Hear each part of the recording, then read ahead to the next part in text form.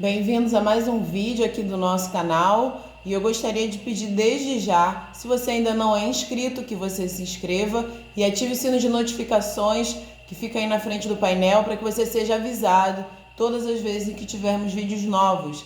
Curta também todo o nosso conteúdo e compartilhe nas suas redes sociais para você colaborar, levando a palavra de Deus para a vida de outras pessoas e sendo um canal de bênção para elas. Hoje nós vamos ler um texto que está lá no Antigo Testamento, no livro de Jonas. Eu vou ler o primeiro capítulo, se você quiser acompanha daí na sua Bíblia e depois nós vamos refletir a respeito de alguns versículos que mais me chamaram a atenção nesse texto. Veio a palavra do Senhor a Jonas, filho de Amitai, dizendo: Dispõe-te, vai à grande cidade de Nínive e clama contra ela, porque a sua malícia subiu até mim. Jonas se dispôs, mas para fugir da presença do Senhor, para Tarsis, e tendo descido a Jope, achou um navio que ia para Tarsis. Pagou, pois, a sua passagem e embarcou nele para ir com eles para Tarsis, para longe da presença do Senhor. Mas o Senhor lançou sobre o mar um forte vento e fez-se no mar uma grande tempestade, e o navio estava a ponto de se despedaçar. Então os marinheiros, cheios de medo, clamavam cada um ao seu Deus e lançavam ao mar a carga que estava no navio, para o aliviarem do peso dela. Jonas, porém, havia descido ao porão e se deitado, e dormia profundamente. Chegou-se a ele o mestre do navio e lhe disse: Que se passa contigo, agarrado no sono? Levanta-te, invoca o teu Deus, talvez assim esse Deus se lembre de nós, para que não pereçamos. E diziam uns aos outros: Vinde e lancemos sortes, para que saibamos por causa de quem nos sobreveio esse mal. E lançaram sortes, e a sorte caiu sobre Jonas. Então lhe disseram: Declara-nos agora por causa de quem nos sobreveio esse mal. Que ocupação é a tua? De onde vens? Qual a tua terra e de que povo és? Ele lhes respondeu: Sou hebreu e temo ao Senhor, o Deus do céu, que fez o mar e a terra. Então os homens ficaram possuídos de grande temor e lhe disseram: Pois que é isso que fizeste? Pois sabiam que os homens que ele fugia da presença do Senhor, porque eles havia declarado. Aí vamos aqui continuar o finalzinho do capítulo 1. Disseram-lhe: Que te faremos para que o mar se nos acalme? Porque o mar se ia tornando cada vez mais tempestuoso. Respondeu-lhes: Tomai-me e lançai-me ao mar, e o mar se aquietará, porque eu sei que por minha causa vos sobreveio essa grande tempestade. Entretanto, os homens remavam, esforçando-se por alcançar a terra, mas não podiam, porquanto o mar se ia tornando cada vez mais tempestuoso contra eles. Então clamaram ao Senhor e disseram: Ah, Senhor, rogamos-te que não pereçamos por causa da vida desse homem, e não faças cair sobre nós esse sangue, quanto a nós inocente, porque tu, Senhor, fizeste como te aprouve. E levantaram a Jonas e o lançaram ao mar, e cessou o mar a sua fúria. Temeram, pois, esses homens em extremo ao Senhor. Ofereceram sacrifícios ao Senhor e fizeram votos. Deparou o Senhor um grande peixe para que tragasse a Jonas, e esteve Jonas 3 dias e 3 noites no ventre do peixe. Aqui nós vemos o livro de Jonas, o primeiro capítulo, contando o que acontece com ele. Jonas havia sido, por Deus, mandado, ordenado, ir até uma cidade chamada Nínive. E Deus vai mandar o Jonas clamar contra aquela cidade, porque a malícia das pessoas que moravam em Nínive já tinha chegado até Deus. Então Deus ele vai mandar que Jonas vá lá profetizar contra eles, falar contra os moradores de Nínive. E Deus ele vai falar para Jonas no versículo 2, dispõe-te, ou seja, se disponha, vá, como se ele falasse, se levante, tenha boa disposição e vá e clame até contra a cidade. Mas no versículo 3 vai dizer que Jonas ele se dispôs sim, mas para fugir da presença de Deus. E muitas vezes nós sentimos Deus nos mandando em determinada direção, fazer determinada coisa, e nós ficamos dispostos sim, mas para fazer o oposto. Nós não ficamos dispostos para fazer aquilo que Deus nos mandou, mas nós ficamos dispostos para fugir daquele compromisso que Deus nos imputou.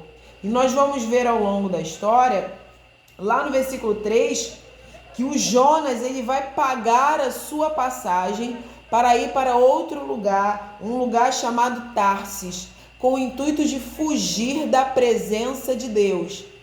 Tem muitas pessoas que estão pagando para fugir da presença de Deus, mas elas estão pagando um preço muito alto, que no momento oportuno virá a conta para elas. Pessoas que fazem de tudo, estão dispostas até mesmo a pagar com a sua vida, com a sua alma, estão dispostas a pagar para fugir da presença de Deus. Mas olha que coisa curiosa e olha que coisa irônica. Uma vez que a pessoa tenta fugir de Deus, ela ainda estando aqui nesse mundo, é algo tão hipócrita, é algo tão irônico, porque a terra é do Senhor. Deus fez a terra, fez os céus e tudo que existe. Como fugir da presença do dono da casa se você ainda está dentro da casa dele? E aí o texto ele vai continuar e o texto vai dizer que veio sobre eles uma grande tempestade e o barco onde eles estavam chegava ao ponto de quase se despedaçar. Então os homens que estavam ali, cada um começou a orar ao seu Deus de origem, para que dessa maneira eles pudessem ser protegidos. Mas o texto vai dizer algo curioso a respeito do Jonas. Vamos ver lá no versículo 5. Jonas, porém, havia descido ao porão e se deitado e dormia profundamente. Tem muita gente num sono profundo no que diz respeito à vida espiritual. Pessoas que levantam cedo, pessoas que se dispõem a ir trabalhar, pessoas que se dispõem a dar o melhor de si no seu trabalho, se dispõem a fazer além das suas forças, para que tenham ainda mais dinheiro, para que tenham ainda mais conforto, para que tenham ainda mais riquezas. Pessoas que estão dispostas a fazer tudo para a sua vida material, mas elas estão num sono profundo para a sua vida espiritual.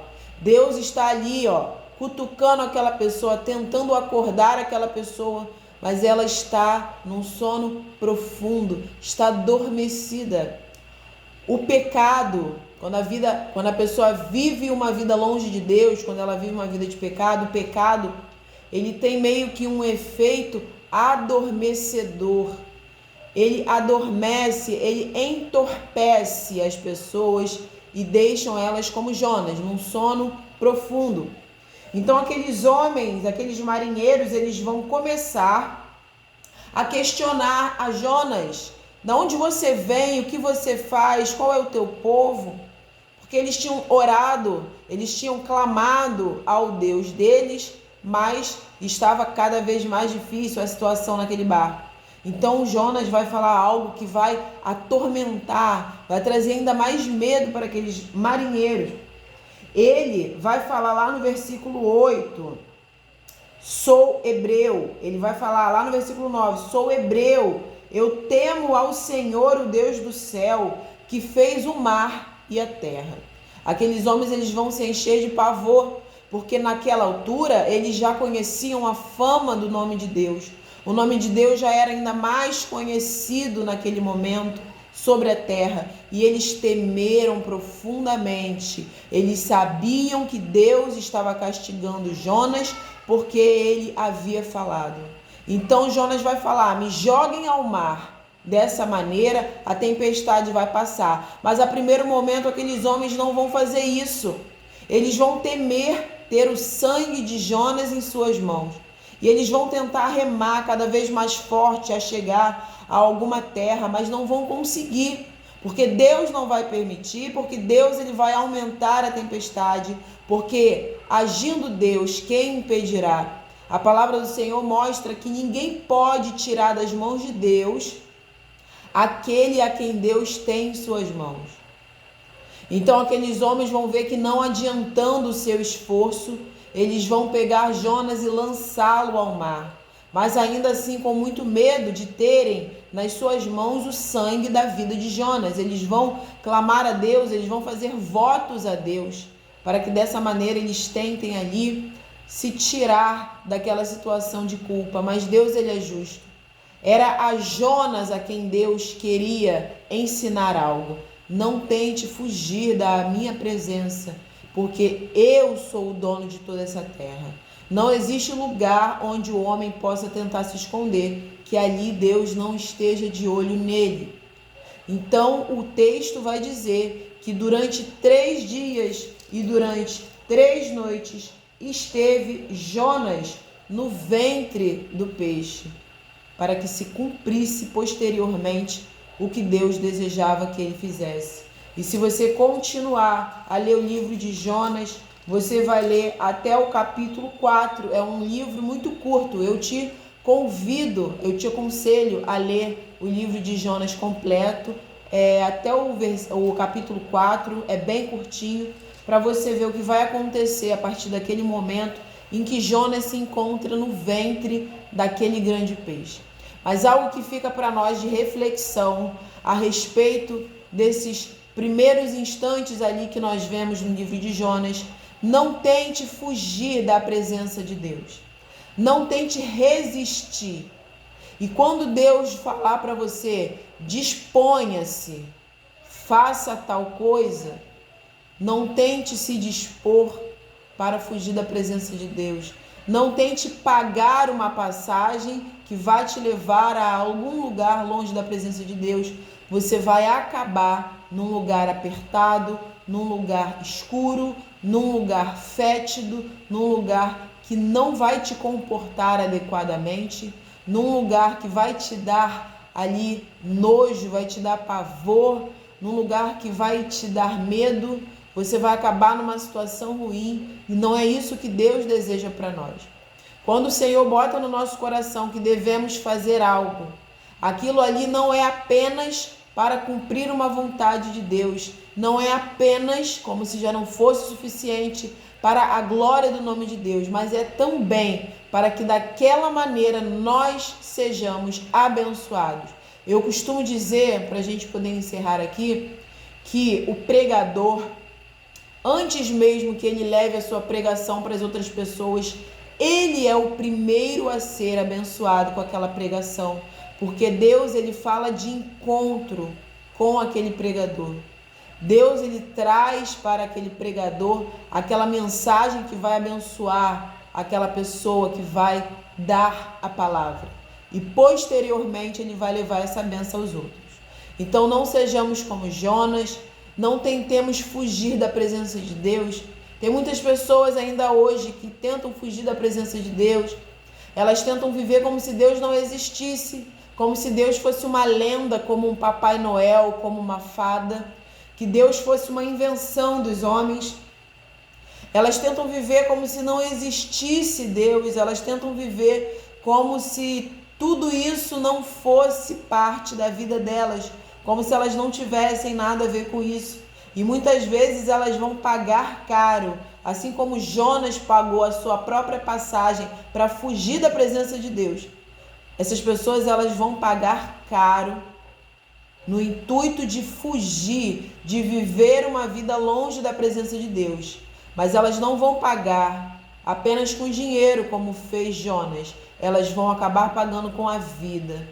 Elas vão acabar entregando a sua vida com o intuito de fugir da presença de Deus, de sair de perto da onde tiver a palavra de Deus.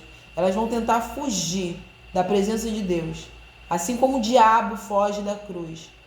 Mas o preço que elas vão pagar é um preço alto demais. Vão pagar com a sua própria vida.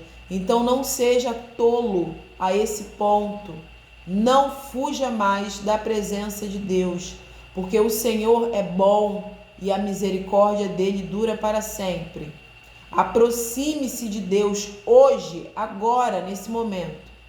Peça perdão ao Senhor por você ter tentado fugir da presença dele e deixa Deus escrever uma nova história para você. Deixa Deus colocar em prática a vida que ele tem para você. Uma vida melhor do que tudo que você já pôde imaginar, tudo que você já pôde pensar para a sua própria vida, para a sua própria existência. Não faça como Jonas. Ele acabou mal, foi lançado ao mar, foi tragado por um grande peixe e vai precisar passar por um momento de reflexão para que ele possa, de fato, se arrepender do que ele fez. Então não espere que a sua vida chegue nas últimas consequências para que você reflita e se arrependa. Faça isso agora. Faça isso porque Deus ele está te convidando a parar de fugir da presença dele e se entregar e se dispor àquilo que ele deseja para você. Espero que você tenha compreendido essa passagem, que o Espírito Santo te dê esclarecimento. Compartilhe nas suas redes sociais para você abençoar a vida de outras pessoas e se inscreva no nosso canal. Nos ajude a fazer o canal ficar mais conhecido para que mais pessoas recebam a palavra de Deus e sejam abençoadas como você e eu temos sido abençoados. Se Deus permitir, até o próximo vídeo e que Deus te abençoe.